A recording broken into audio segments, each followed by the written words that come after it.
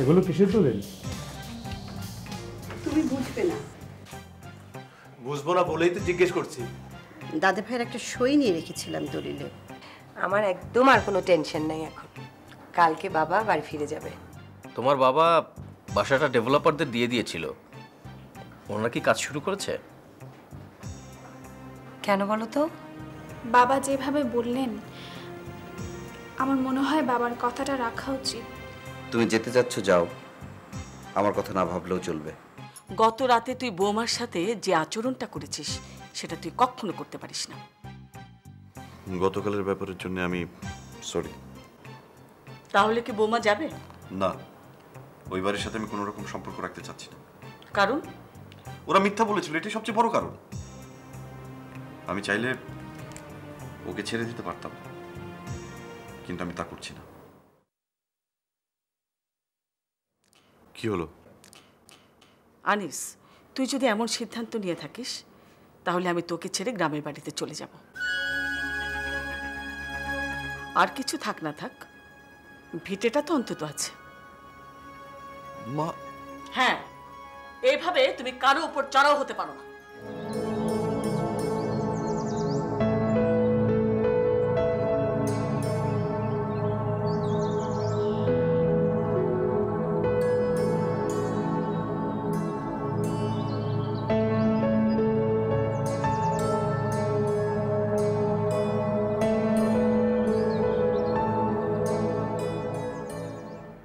মাকে তো নিজের নিয়ন্ত্রণে করে ফেলেছো, আর কি চাও তুমি?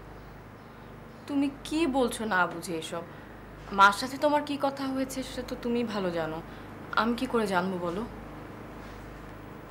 আমার মা যদি আমাকে ছেড়ে চলে যায় তাহলে কিন্তু আমি তোমাকে ছাড়ব না।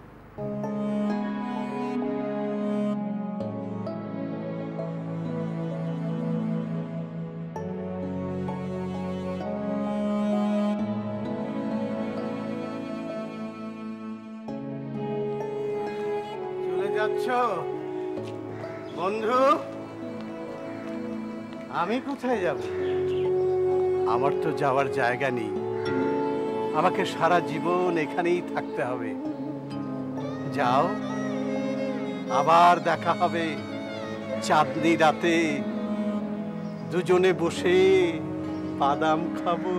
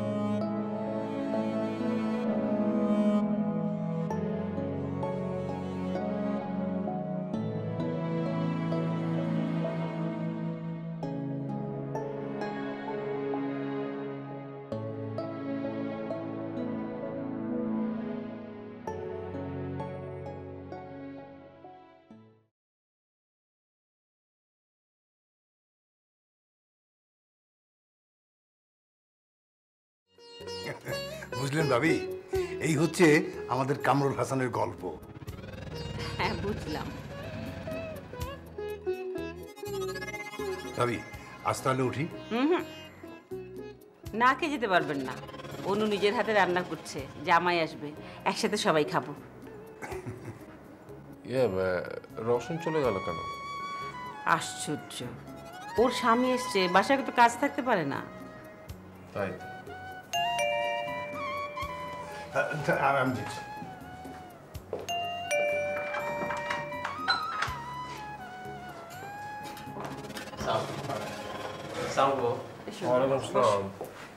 কেমন আছো বাবা তুমি? জি ভালো আছি, আপনি কেমন আছেন? আমি মাশাআল্লাহ ভালো। আমার বাবা মা সব ভালো? জি ভালো আছে। বুঝলে বাবা, তুমি এবারের বড় মেয়ের জামাই, দায়িত্বটা তো তোমাকেই নিতে হবে নাকি? না মানে আমাকে দায়িত্ব দিলে তো আমি নিশ্চয়ই নেব। বাবা, আমি শুনে খুব খুশি হলাম। তুমি যদি দায়িত্বটা নাও তাহলে তো একবারে নিশ্চিন্ত হয়ে আমি সব কিছু ছেড়ে দেবো তোমার উপরে। বাবা আপনি কোনো চিন্তা করবেন না, আপনি যদি আমাকে দায়িত্ব দেন তাহলে আমি অবশ্যই নেব। বাবা অনু কোথায়? ও তো রান্নাঘরে রান্না করছে। রান্না করছে? আমি একটু দেখে আচ্ছা বাবা।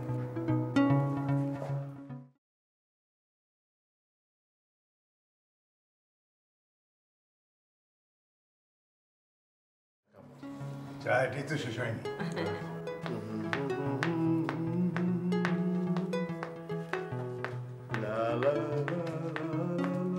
কি ব্যাপার, খুব মুডে আছে মনে হচ্ছে। হ্যাঁ বাবা, যে ভয় পাইয়ে দিয়েছিলে অ্যাটলিস্ট সেখান থেকে বের হতে পেরেছি। তার মানে তোমার মেয়ে রাজি হয়েছে? ইয়েস, তবে তোমার উপর ভীষণ রাগ। জানি, মরে গেলে সব রাগ মাটির সাথে মিশে যাবে। মাথা খারাপ, তোমাকে সব দোষ দিলে আমি বাঁচবো?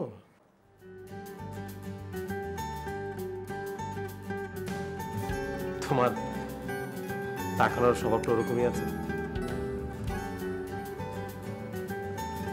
জানো, এরকম ভাবে তাকালে না তোমাকে খুব সুন্দর লাগে। আজ হয়েছে কি আপনার? এত বছর পর দেশে ফিরলাম, তোমাকে নিয়ে এখনো কোথাও ঘুরতে যাওয়া হলো না। আচ্ছা, তাহলে মনে হলো? চলো না আজ কোথাও থেকে ঘুরে আসি। চলো, লিসাকে বলো একসাথে যাই। ওকে।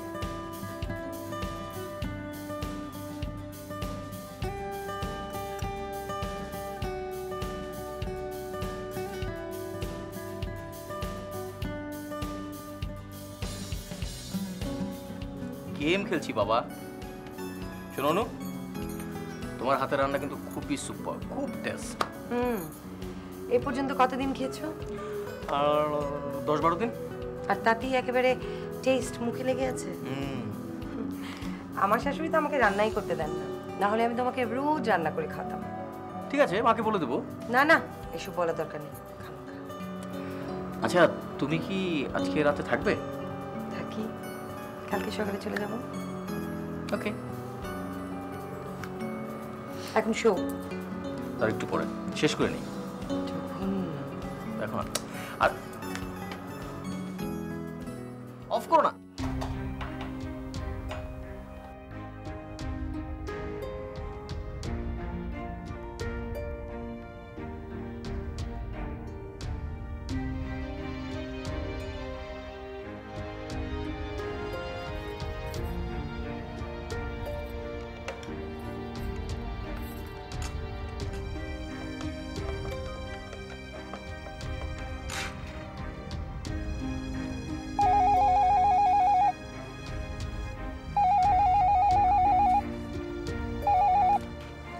হ্যালো মা, তোমরা কি বাসায়? হ্যাঁ, আমরা তো হাসপাতাল থেকে তোর বাবাকে নিয়ে এসে কখন আসলাম। একটু জানালেও না। এমনি ধর, তোর বাবার সাথে একটু কথা বল।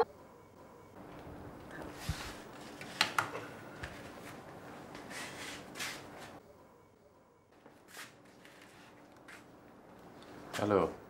হ্যালো বাবা। কেমন আছিস মা? ভালো আছি বাবা, তুমি কেমন আছো? হ্যাঁ আমি ভালো আছি। তুই কখন আসবি? জানি না বাবা, আমি বলতে পারছি না, মানে একটু কাজ ছিল তো। আচ্ছা ঠিক আছে, তুই যখন সময় পাবি তখনই আসিস। শোন, অনুর জামাই দুজনই এসছে। অনু আজকে রান্না করলো, আমরা সবাই একসাথে খেলাম, খুব মজা হলো। আর তুই থাকলে তো অনেক ভালো লাগতো। হ্যাঁ বাবা, ভালো তো লাগতোই।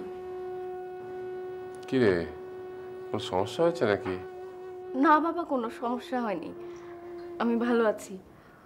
জামাই ভালো আছে বাবা, এখনো ফেরেনি তো, ফিরলে আমি তোমার সাথে কথা বলিয়ে দেব। আচ্ছা মা, ভালো থাকিস। হ্যাঁ আচ্ছা বাবা, আমি রাখি। খোদা হাফেজ।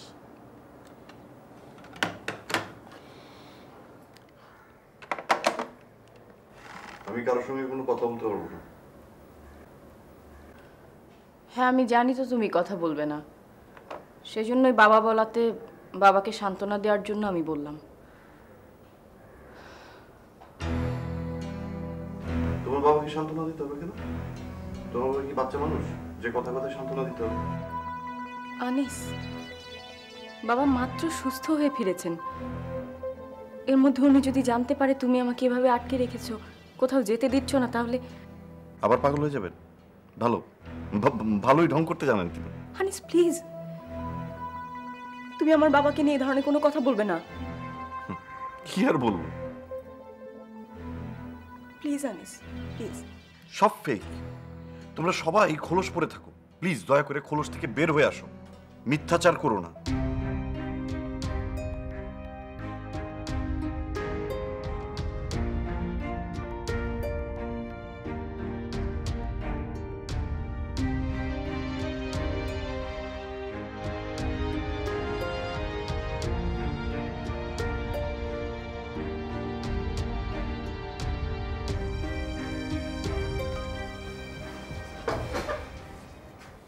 চলো বাসা দেখতে বের হই। আমি বলছিলাম কি, আমার জন্য তুমি অনেক পরিশ্রম করেছো, তোমরা সবাই আমার জন্য অনেক পরিশ্রম করেছো। আমি চাচ্ছি তুমি একটু রেস্ট করো। আমি গিয়ে বাসাটা একসময় দেখে আসি, আমার পছন্দ হলে তো তুমি গিয়ে দেখে আসলে। তোমার বোন তো একটা প্রস্তাব দিয়েছিল, কি? ওদের বাসায় যেয়ে থাকতে, ওদের বাসাটা খালি পড়ে থাকে। না না, সেটা হতে পারে না। আর ওর পাওনা টাকার কথা বলছিল, দিশাকে নাকি বিদেশে পাঠাবে, টাকা লাগবে সেজন্য। টাকাটা তো দিতেই হবে, আগে হিসেব নিকেশটা হয়ে যাক। তোর সঙ্গে বসো। বসবো? ওকে তো বোধহয় এই পর্যন্ত আমি 5 লাখ টাকা দিয়েছি। ওকে ফোন করো। এখনই করবো? করো।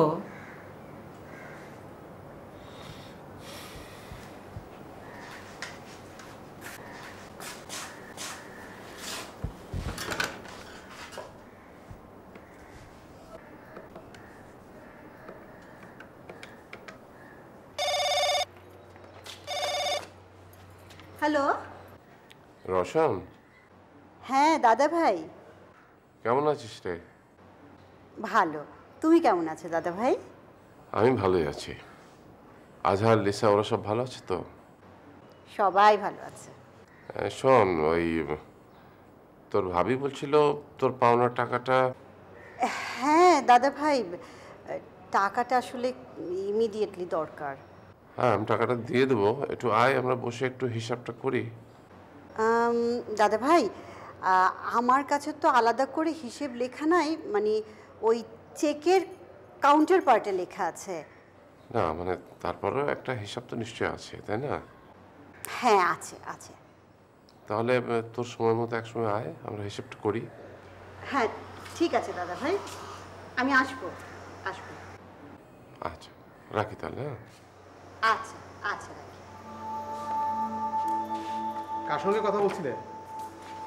দাদা ভাই, ওই টাকা পয়সার বিষয়। ওরে বাবা, ওসব আমি বুঝবো না।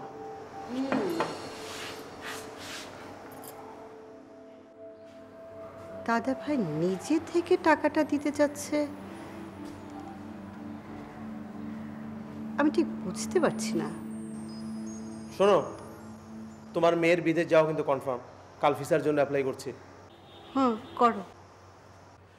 আচ্ছা এক কাজ করো না, তুমি আমাদের সঙ্গে চলো, কয়েকদিন ঘুরে চলে আসবে। দেখি। তোমাকে অন্য মনস্ক দেখাচ্ছে, কি নিয়ে এত ভাবছো?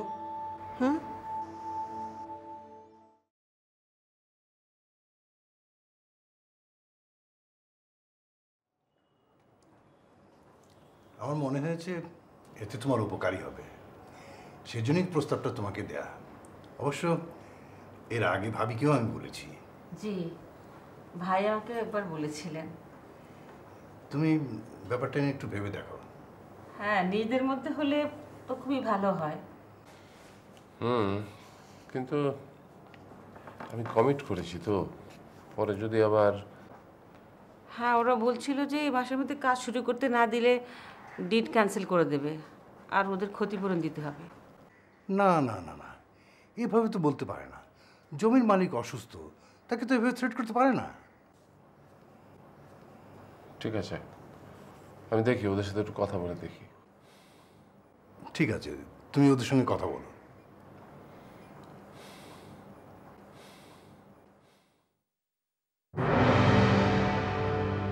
পারো তো শুধু মন খারাপ করে বসে থাকতে, কোনো কাজকর্ম নেই, সারাদিন শুধু বাসায় বসে থাকো। তুমি তো আমাকে মানা করলে অফিসে যেতে, বলে ছুটি নিতে। আমি দীর্ঘদিন ধরে ছুটিতে আছি, কেন বললে তুমিই জানো। এভাবে আর কতদিন থাকবে, চাকরিটাই হতে থাকবে না। সেটা তো আমার দেখার বিষয় না। তাহলে কে দেখবে? আদিপ সাহেব দেখবেন, যার সাথে তোমার বিয়ে হওয়ার কথা ছিল, যিনি এখনো ফোন করে খোঁজ খবর নেয়, কেমন আছো জানতে চায়। আনিস, তোমাকে এই ভুল ইনফরমেশনটা কে দিয়েছে? যে দিয়েছে ভালো করেছে। আমি তোমাকে স্পষ্ট করে বলে দিচ্ছি, এই কথার কোনো রকম ভিত্তি নেই। সময়ই বলে দেবে। ঠিক আছে, আমিও সেই সময়ের জন্য অপেক্ষা করলাম। আমি আমার বাবার সঙ্গে দেখা করতে যেতে চাই। সেটা সম্ভব না। আমি তো তোমাকে বলেছি ওই বাড়ির সাথে আমি কোনো রকম সম্পর্ক রাখবো না। তুমি যদি রাখতে চাও তাহলে আমার সঙ্গে সম্পর্ক শেষ করে তোমাকে যেতে হবে। আনিস, কেমন কথা?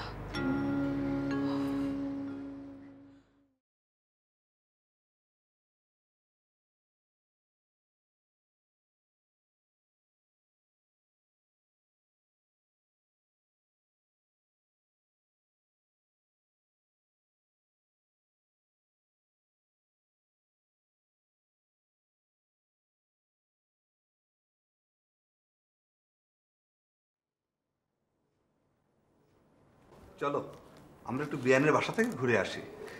না, তুমি যাও, আমার কাজ আছে। ঠিক আছে, তাহলে আমি যাই। যাও। সাহেব কিছু বলেছে? কোন বিষয়? ও যে বলেছিলাম না। ও, তাদের বাড়ির দায়িত্ব নেওয়ার ব্যাপারে? বোকা, শুধু দায়িত্ব কেন, পুরো বাড়ির দেখাশোনা সব কিছু নিয়ন্ত্রণে নেয়া। সাইফ আমাকে কিছু বলেনি। জিজ্ঞেস করো তো সাহেবকে। বিআই যদি সুস্থ মানুষ হতো তাহলে আমি এভাবে চিন্তা করতাম না।